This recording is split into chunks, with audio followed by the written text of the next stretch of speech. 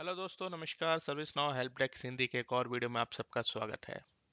आज हम फिर से एक नई रिक्वायरमेंट लेके आए हैं, तो चलिए डिस्कस करते हैं रिक्वायरमेंट। आज की रिक्वायरमेंट ये है कि हमें टोटल 50 कैटलॉग आइटम बनाने हैं और 50 वर्कफ्लोस बनाने हैं। तो इस रिक्वायरमेंट को पूरा करने के लिए क्या हमने दिमाग लगाया, चलिए वो आज डिस्कस करते हैं। तो सबसे पहले कुछ क्वेश्चंस हैं जो हमारे दिमाग में होने चाहिए, क्योंकि बहुत ज़्यादा काम है। ऑब्वियसली 50 कैटलॉग आइटम, 50 वर्कफ्लो बनाना। तो हम अपने वर्क को कैसे ऑर्गेनाइज करेंगे, कितना हम हार्ड वर्क करेंगे या स्मार्ट वर्क करेंगे। समझिए सब कुछ हो गया, लेकिन फ्यूचर में अगर इनके अंदर कुछ चेंजेस करने हैं तो उसको कैसे हैंडल किया जाएगा। तो ये सारा सोचने के बाद कुछ सॉल्यूशंस हमारे दिमाग में आए। वो सॉल्यूशंस ये हैं कि हम लोग कैटलॉग आइटम के अंदर तो वेरिएबल सेट्स का यूज़ करेंगे, क्योंकि ये जो हमारे कैटलॉग आइटम है ये ऑलमोस्ट सेम है। ठीक है, इसके अंदर ज़्यादा चेंजेस नहीं है, एक जेनरिक कैटलॉग आइटम्स बनाने हैं।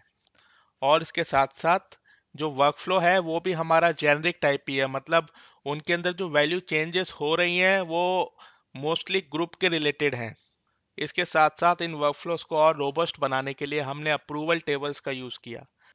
तो जेनिक वर्कफ्लो और अप्रूवल टेबल्स, इनका बेसिकली यूज़ क्या है, मतलब इसके क्या क्या एडवांटेज होंगे वो भी मैं आपको बता देता हूँ। अगर हमने जेनिक वर्कफ्लो बनाया है या फिर अप्रूवल टेबल बनाया है तो इसमें रीयूजेबिलिटी बन जाती है, क्योंकि वर्कफ्लो हमारा एक ही रहेगा, उसको जस्ट हमें कॉपी करना है और उसके अंदर ज़्यादा कुछ चेंज नहीं करना है। इसीलिए रीयूजेबल कंपोनेंट यहाँ पे बहुत ज़्यादा बढ़ जाता है। इसके बाद है मिनिमम कस्टमाइजेशंस। बार बार हमें एक वर्कफ्लो के अंदर चेंज करने की जरूरत नहीं है। अगर हमें कहीं पे ग्रुप चेंज करना है, अप्रूवल चेंज करना है, तो उस केस में हम वर्कफ्लो में ना चेंज करके सीधे के सीधे अप्रूवल टेबल को खोलेंगे और उसमें चेंज कर देंगे। इसकी वजह से कॉन्फ़िगरेशन और मैनेजमेंट ऑफ वर्कफ्लोज बहुत इजी हो जाएगा। बाकी चलिए अब डेमो में इसको अच्छे से देखते हैं। तो ये है वो सैंपल कैटलॉग आइटम और इसके अंदर हमने बनाया है ये वर्कफ्लो। चलिए अब वर्कफ्लो को ओपन किया जाए। तो ये है हमारा सैंपल वर्कफ्लो। यहाँ से बिगिन हुआ, सेट वैल्यूज किया, सबसे पहले आया अप्रूवल पे। तो यहाँ पे देखिए इस इफ एक्टिविटी में हमने मैनेजर अप्रूवल है या नहीं है उसको चेक कराया है। तो अगर आपके कैटलॉग आइटम में मैनेजर अप्रूवल नहीं है तो वो नो पे आ जाएगा, अदरवाइज यस पे आगे अप्रूवल पे जाएगा। लेकिन इसके अंदर हमने क्या कोडिंग की है वो देखना जरूरी है, क्योंकि हमने एक जेनरिक वर्कफ्लो बनाया है। इसलिए आप देखिए यहाँ पे हमने एक स्क्रिप्ट का यूज़ किया है और हर स्क्रिप्ट में हम लोग इस टेबल को रेफर कर रहे हैं। चलिए इस टेबल को एक बार खोला जाए। तो ये है वो टेबल जिसको मैं कह रहा था, अप्रूवल टेबल। ठीक है, इसके अंदर हमने कई सारी फील्ड्स बनाई हैं। इसको मैं एक बार ओपन करता हूँ। तो इसी तरीके से आप लोग जितने भी आपके कैटलॉग आइटम है उसके हिसाब से इनमें रिकॉर्ड्स बना सकते हैं।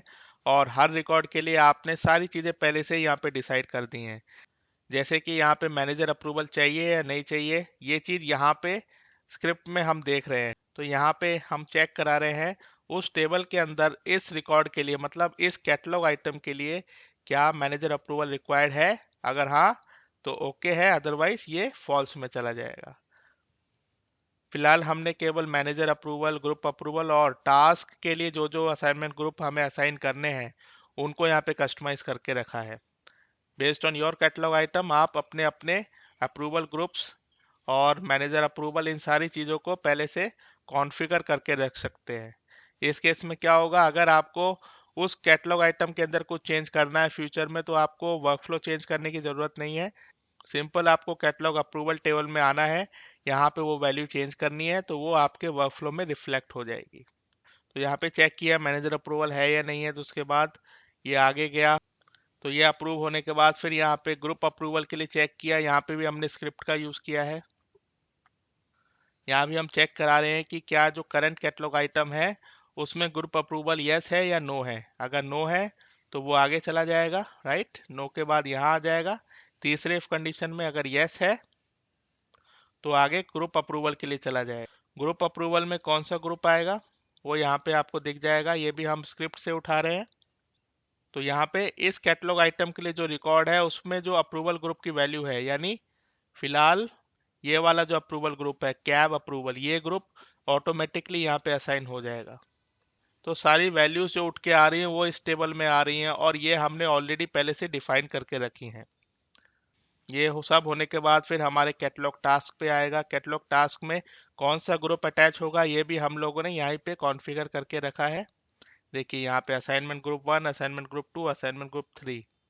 तो यहाँ पे देखिए स्क्रिप्ट के अंदर हमने कौन सा किया, असाइनमेंट ग्रुप 1 को इसको असाइन कर दिया। ठीक है, हम चेक कर रहे हैं करंट कैटलॉग आइटम के लिए, मतलब जो करंट में कैटलॉग आइटम ओपन है उसके कॉरस्पॉन्डिंग जो रिकॉर्ड है इस टेबल के अंदर, अप्रूवर टेबल के अंदर, वहां पे जाके आप अपने ग्रुप को असाइन कर दीजिए।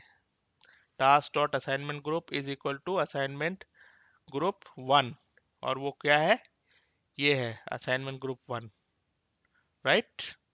तो इसी तरीके से हमने बाकी टास्क के लिए भी जेनिक वर्कफ्लो को डिजाइन किया है और फाइनली हमारा वर्कफ्लो कंप्लीट हो जाएगा। तो ये एक वर्कफ्लो बन गया, ठीक है ना। अब हमें जो अगला वर्कफ्लो बनाना है उसके लिए सिंपली हमें इस वर्कफ्लो को कॉपी करना पड़ेगा, डेमो टेस्ट 2। ओके, ओके कर दिया। अब सिंपली इस वर्कफ्लो को हमें पब्लिश कर देना है और कुछ चेंज करने की जरूरत नहीं है। इसी तरीके से हमारे 50 वर्कफ्लो बन जाएंगे, लेकिन इस वर्कफ्लो के कॉरस्पॉन्डिंग हमें यहाँ पे एक रिकॉर्ड बनाना पड़ेगा, राइट। यहाँ पे न्यू करेंगे और ये जो वर्कफ्लो हमने बनाया है ये किस कैटलॉग आइटम से अटैच है उस कैटलॉग आइटम का नाम यहाँ पे हमें ऐड करना पड़ेगा, लेट्स से दिस वन। और बेस्ड ऑन जो जो असाइनमेंट ग्रुप की वैल्यू या फिर मैनेजर अप्रूवल है नहीं है, ग्रुप अप्रूवल है नहीं है, वो सारी चीज़ें हम लोग यहाँ पे एडजस्ट करेंगे। और ये सब करने के बाद जो काम हमें बहुत बड़ा लग रहा था वो काम एक बहुत ही मैनेज्ड तरीके में हम लोग कर पाएंगे। तो आई होप आपको जेनरिक वर्कफ्लो और अप्रूवल टेबल का यूज़ क्या होता है वो समझ में आ चुका होगा। आप भी ऐसा एक सिंपल अप्रूवल टेबल बना सकते हैं। ये एक कस्टम टेबल है, इसमें सिर्फ आपको अपने हिसाब से वैल्यूज डालनी है, आपके कस्टमाइजेशन के हिसाब से आपको फील्ड सेट करनी है और दैट्स इट। आप चाहें तो और चीज़ें भी इसमें ऐड कर सकते हैं, जैसे कॉन्फ़िगरेशन आइटम, डिलीवरी डेज, ये सारी चीज़ें आप अपने वर्कफ्लो और कैटलॉग आइटम के हिसाब से मॉडिफाई कर सकते हैं। और सिंपली आपको, जैसे कि मैंने वर्कफ्लो में यूज़ किया है, इसी तरीके से आपको स्क्रिप्ट लगाकर इस अप्रूवल टेबल को इस्तेमाल करना है।